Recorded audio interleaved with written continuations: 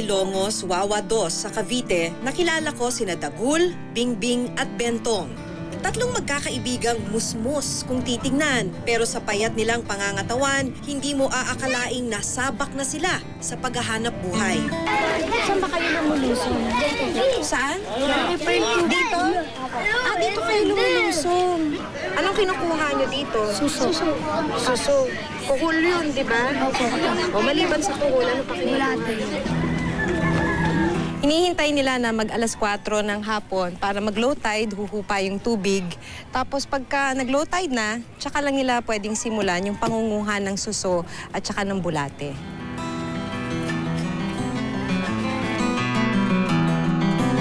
Nang bumaba ng tubig, tumambad sa amin ang isang malawak na putikan.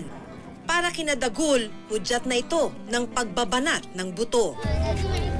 Ito nga yung mahirap na kinikwento ng mga bata sa atin kanina. Kasi hindi mo pa alam kung anong tatapakan mo dahil sa sobrang puti. Kung may bubog na o yung may mga tinik na. Pero yung mga bata ni tsinelas walang suot.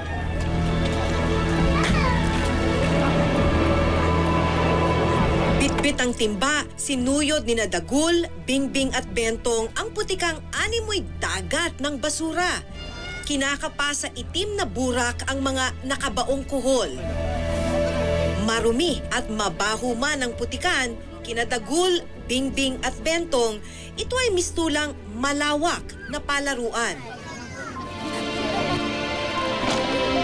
2 taon na ang nakararaan nang iwan si Bingbing ng kanyang ina. Iniwan ka? Opo. Ng nanay mo? Sumama sa ibang lalaki. Tapos simula nun, nung wala na ang nanay mo, Naghanap buhay na ako. Ang kanyang amang sanay susuporta sa kanilang 5 magkakapatid, hindi na makapagtrabaho matapos tubuan ng bukol sa kanyang likod.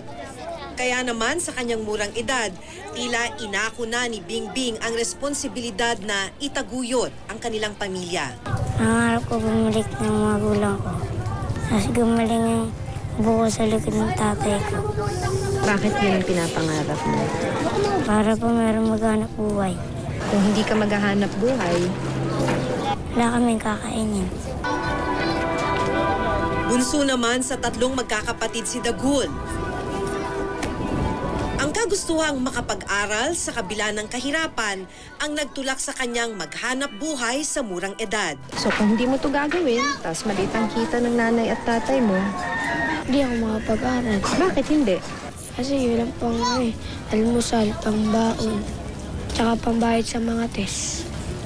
Sa mga project. Kaya ko to para sa pag-aaral ko. Pipilitin ko kahit mahirap.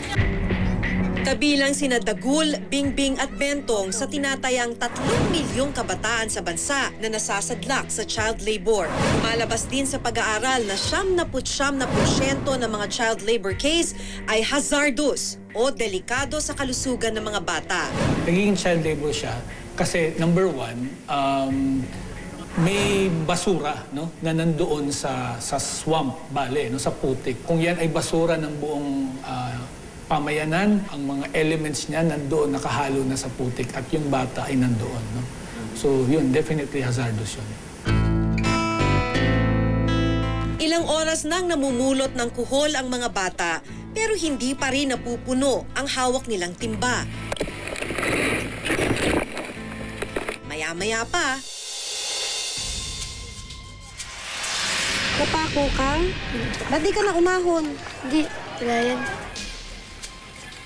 hindi alintana ang kanyang sugat, nagpatuloy sa paggalugad ng putikan sina Dagul at Bentong. Bukod daw kasi sa kuhol, pwede rin daw pagkakitaan dito ang mga bulateng nakakubli sa burak. Inuukay lang po yung yung lupa.